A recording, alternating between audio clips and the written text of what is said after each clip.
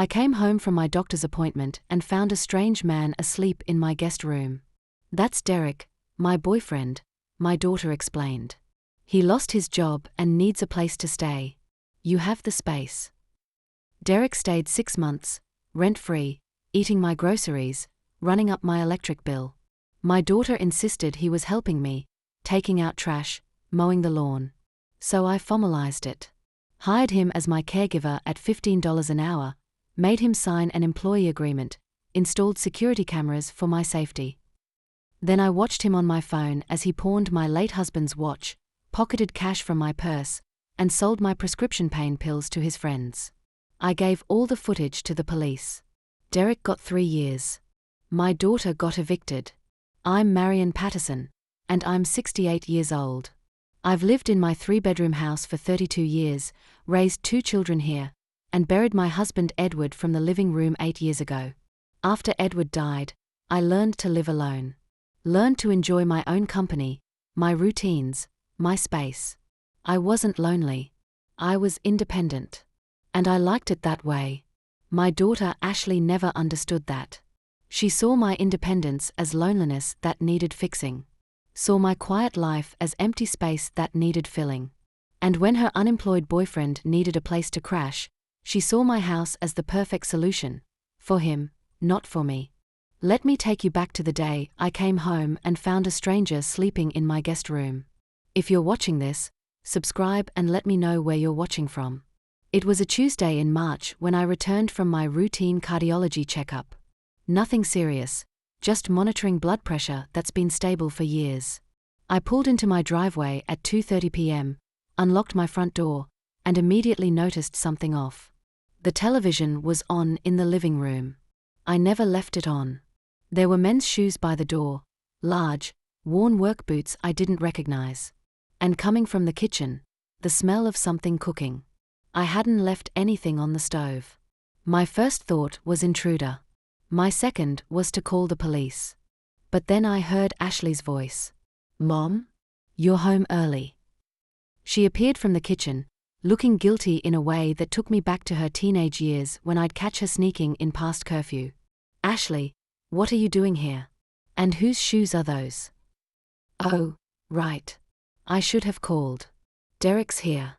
Come meet him." "Who's Derek?" "My boyfriend. I told you about him." She hadn't. But I followed her to the kitchen where a man in his 30s sat at my table eating a sandwich made from my lunch meat, my bread, my mayo. He didn't stand when I entered. Just nodded. "Hey." "This is my mom," Ashley said. "Mom, this is Derek." "Nice to meet you," I said automatically, though I was already irritated. "Ashley, can I talk to you privately?" We went to the living room. I kept my voice low but firm. "What's going on? Why is there a strange man eating lunch in my kitchen?" "Derek lost his job 3 weeks ago. His roommate kicked him out. He needs a place to stay just for a few days while he looks for something permanent. And you brought him here without asking me." "Mom, you have 3 bedrooms. You live here alone. You have the space." "That's not the point. This is my home. You can't just move people in without my permission." "It's temporary. A week, maybe 2. Derek's a good guy. He's been looking for work, but it's tough out there." I looked at my daughter, at the manipulation I saw in her eyes. She'd already moved him in, banking on the fact that I'd be too polite to kick him out immediately. "1 week," I said. "He can stay 1 week. Then he needs to find somewhere else." "Thank you, Mom. You're being so generous." That was week 1. Week 2 came and went. Derek was still there. "He has a job interview on Monday," Ashley explained. "Just give him a few more days." Week 3. Week 4. Derek's belongings appeared gradually. A duffel bag in the guest room became 3 suitcases. His toiletries took over the guest bathroom. His food filled my refrigerator, not food he'd bought, but food he'd helped himself to from my grocery shopping. By week 6, Derek had settled in like he'd always lived there. He slept until noon, watched my cable TV, used my internet, ate my food, ran my air conditioning constantly. His contribution to the household was taking out the trash on Thursdays, when I reminded him, and occasionally mowing the lawn when Ashley nagged him. I tried talking to Ashley again. Derek needs to leave. It's been 6 weeks. Mom, he's helping you. Taking out trash, mowing the lawn. You should be grateful. At your age, those tasks are getting harder. At my age, I was 68, not 90. I was perfectly capable of managing my own household. But Ashley was framing Derek's presence as a favor to me rather than the burden it actually was. He's not helping me, Ashley. He's living rent-free in my house, eating my groceries, and running up my electric bill. Are you really going to charge your daughter's boyfriend rent? That's pretty cold, Mom. The guilt trip was expertly deployed. But I'd been a mother for 43 years. I knew manipulation when I saw it. If Derek's going to live here, we need to formalize the arrangement. What do you mean, formalize? An idea was forming.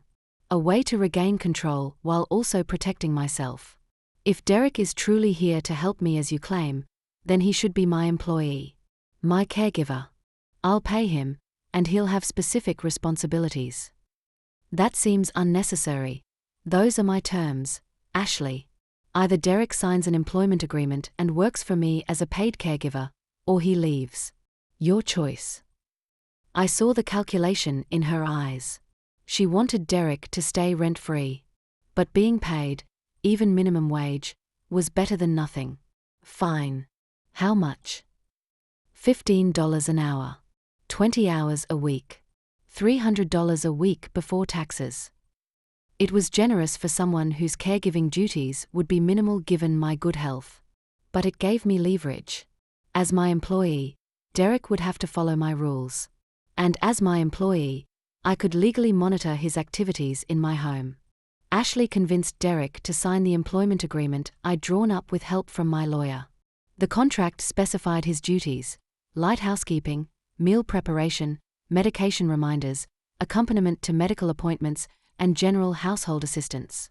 It also specified that as my employee, Derek agreed to background checks, drug testing if requested, and workplace surveillance for safety purposes. Derek signed without reading it carefully. Ashley signed as a witness. I had them both on record agreeing to my terms. The next day, I called a security company and had 12 cameras installed throughout the house. Living room, kitchen, hallways, garage. Everywhere except the guest bedroom and bathroom, respecting minimum privacy. I told Ashley it was for my safety. You're right that I'm getting older, I said. I want to make sure if I fall or have a medical emergency, there's a record. Plus, with Derek working as my caregiver, the cameras protect both of us. They prove he's doing his job properly, and they protect me if anything goes wrong. Ashley seemed satisfied with that explanation. Derek shrugged and said, whatever. What neither of them knew was that all 12 cameras fed to an app on my phone. I could watch live footage from anywhere. And all footage was automatically saved to cloud storage. I started watching Derek during the hours he was supposed to be working. The results were illuminating. Day 3 of official employment. Derek left the house at 10:30 a.m., didn't return until 4 p.m. Timecards he submitted claimed he'd worked from 9 a.m. to 2 p.m. doing housework and running errands for me.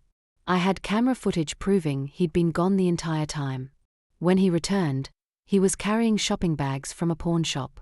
I reviewed the earlier footage. At 10:15 a.m., Derek had entered my bedroom, a room he had no legitimate reason to access as a caregiver. I watched him open my jewelry box and remove my late husband's gold watch, the one Edward wore every day for 40 years. Derek examined it, pocketed it, and left. He'd pawned my husband's watch. I didn't confront him. Not yet. I was building a case. Day 5. The kitchen camera showed Derek going through my purse while I was taking a nap. He removed $60 in cash, counted it, pocketed it. He did this again on day 7. And day 10. Small amounts, probably thinking I wouldn't notice or would assume I'd spent it and forgotten. Day 12. the garage camera caught something I hadn't expected. Derek met with someone I didn't recognize, a younger man who arrived on a motorcycle. They stood by Derek's car talking for several minutes. Then Derek handed the man a small bottle, my prescription pain medication, I realized, recognizing the orange pharmacy bottle I kept in the bathroom cabinet for my occasional back pain. Money exchanged hands. Derek had just sold my prescription medications. That was when I knew I had enough. This wasn't just someone taking advantage of free housing. This was theft, fraud, and drug dealing. I called my lawyer first. Harold, I need to know the legal implications of what I'm about to show you. I took my phone, my laptop with stored footage, and 3 months of time cards Derek had falsified to Harold's office. We spent 2 hours reviewing everything. Marianne, this is serious criminal activity, Harold said. Theft of property, theft of prescription medications, dealing controlled substances, time card fraud. You need to go to the police. Will the camera footage be admissible? Absolutely. Derek signed an employment agreement acknowledging workplace surveillance. He consented. And you're recording in common areas of your own home. There's no expectation of privacy. This is solid evidence. I went to the police station that afternoon with copies of everything: the employment contract, the camera footage, the time cards, and a written inventory of stolen items. Detective Maria Santos reviewed the evidence with increasing attention. Mrs. Patterson, you've documented multiple felonies here: theft, fraud, possession with intent to distribute controlled substances. This is elder abuse under state law, which carries enhanced penalties. What happens now? Now we get an arrest warrant. They arrested Derek 3 days later. Ashley called me screaming. How could you do this? You got Derek arrested. Derek stole from me. He pawned your father's watch. He took money from my purse repeatedly. He sold my prescription pain medications. What did you think would happen? He needed money. He's been struggling. He's been living rent-free in my house, eating my food, using my utilities, and getting paid $300 a week for work he wasn't doing. He was struggling because he was spending his money on whatever he wanted while stealing mine. Mom, he's my boyfriend. How am I supposed to pay his bail? That's not my problem, Ashley. I'm the victim here. Your boyfriend committed crimes against me in my own home. She hung up on me. But 3 hours later, I got a call from her landlord. Ms. Patterson, this is Gary Malandaz. I manage the building where your daughter Ashley lives. I'm calling because she listed you as an emergency contact. Is something wrong? I'm evicting Ashley for subletting her apartment without permission. She's been letting someone named Derek stay there repeatedly, which violates her lease. I've given her 30 days to vacate. I almost laughed. Ashley had been letting Derek stay at her apartment too, cycling between my house and hers. And now that was catching up with her. I understand. Thank you for letting me know. Also, she mentioned Derek was arrested for elder abuse. Against you. I want you to know I'm horrified. If you need anything, a statement for court or anything, I'm happy to help. If you're watching this, subscribe and let me know where you're watching from. The trial took 9 months to reach court. Derek's public defender tried to argue that I'd entrapped him, that the employment arrangement was designed to catch him doing wrong. The prosecutor shut that down immediately. Mr. Sullivan wasn't forced to steal. No one made him pawn Mrs. Patterson's husband's watch. No one made him take cash from her purse. No one made him sell her prescription medications. He made those choices while being paid to care for an elderly woman who'd given him a place to live. The evidence was overwhelming. 12 cameras, hundreds of hours of footage, Derek's own signed time cards proving fraud. Character witnesses testified about Edward's watch, how he'd worn it every day, how much it meant to me, how devastating it was to discover Derek had pawned it for $200. The jury deliberated for 3 hours. Guilty on all counts: theft, fraud, possession with intent to distribute, and elder abuse. The judge was not sympathetic during sentencing. Mr. Sullivan, You exploited an elderly woman's generosity. You stole from her, you lied to her, and you sold medications that she needed. This wasn't a momentary lapse in judgment. This was calculated, repeated criminal behavior over 6 months. I'm sentencing you to 3 years in state prison, followed by 2 years probation. You'll also pay full restitution to Mrs. Patterson for all stolen items and fraudulent wages. 3 years. Derek would be 35 when he got out, with a felony record that would follow him forever. Ashley didn't attend the trial. She'd been evicted from her apartment and moved back in with her ex-husband, my son-in-law Tom, who called me after the sentencing. Marianne, I want you to know I had no idea what Ashley and Derek were doing. If I'd known, I would have stopped it. I believe you, Tom. How is she? Angry. At you, at Derek, at me, at the world. She's convinced you set Derek up, that you wanted to destroy her relationship. I wanted Derek to stop stealing from me. That's all. I know. For what it's worth, I think you did the right thing. Ashley needs to understand actions have consequences. Ashley and I didn't speak for 8 months after the trial. Then, one Tuesday evening, she showed up at my door. Mom, can we talk? I let her in. We sat in the living room where Derek used to watch my television all day. I'm sorry, she said quietly. I should have listened to you. About Derek, about your space, about everything. I was so focused on helping him that I didn't see he was using both of us. Why did you let him move in here without asking me? Because I thought you were lonely. Dad's been gone 8 years. You're here alone in this big house. I thought Derek could help you and you'd feel less isolated. Ashley, I'm not lonely.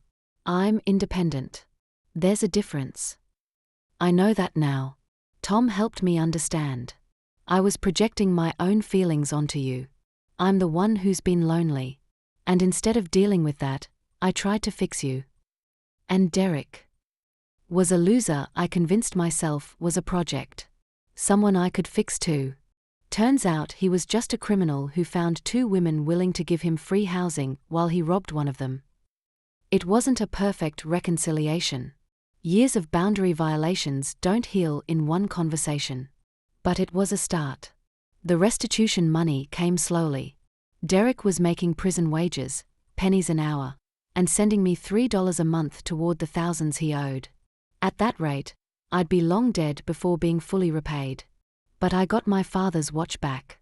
The pawn shop had been holding it as evidence, and after the trial, they released it to me. I had it cleaned and repaired. It sits on my dresser now, where it belongs. The security cameras are still installed. I kept them because they give me peace of mind. And because they're a reminder, trust, but verify. Even with family. Ashley and I have dinner once a month now. She's in therapy, working on her tendency to try to fix everyone around her. She's learning that helping someone doesn't mean enabling their bad behavior or sacrificing your own boundaries. And me? I'm still 68, still independent, still living alone in my house. But now everyone knows, you don't mess with Marianne Patterson. Because I will document everything, hire lawyers, and watch you go to prison from the comfort of my living room using the security app on my phone. Derek sent me a letter from prison once. Rambling apology, claims he never meant to hurt me, he was just desperate. I didn't respond. His desperation doesn't justify stealing my husband's watch. His struggles don't excuse dealing drugs from my garage. Sometimes people ask me if I feel guilty. If I think 3 years in prison is too harsh for someone who was just trying to get by. No, I don't. Derek wasn't trying to get by. He had free housing, free food, and a paid job requiring minimal work. He could have been grateful and respectful. Instead, he saw an elderly woman as an easy target. He calculated what he could steal and how much he could get away with. The cameras didn't entrap him. They just documented who he really was when he thought no one was watching. And that employment contract he signed without reading? That wasn't a trick. That was me protecting myself using the legal tools available.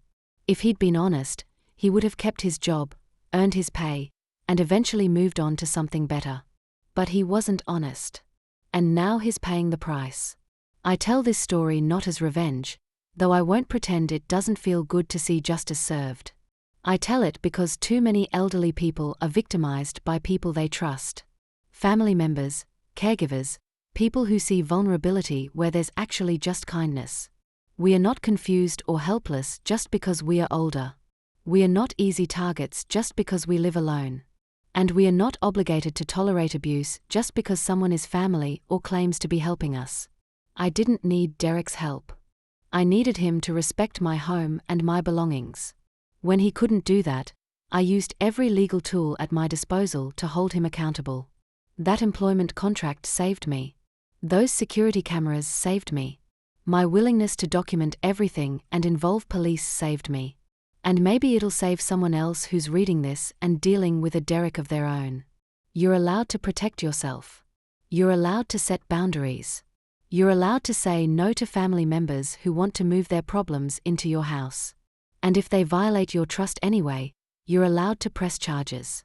Being older doesn't mean being powerless. Sometimes it means being smart enough to see the con coming and strategic enough to turn it against the con artist. Derek got 3 years. Ashley got evicted and learned a hard lesson about enabling bad behavior. And me? I got my house back, my peace back, and proof that I'm still perfectly capable of taking care of myself. Thanks for listening. Don't forget to subscribe and feel free to share your story in the comments.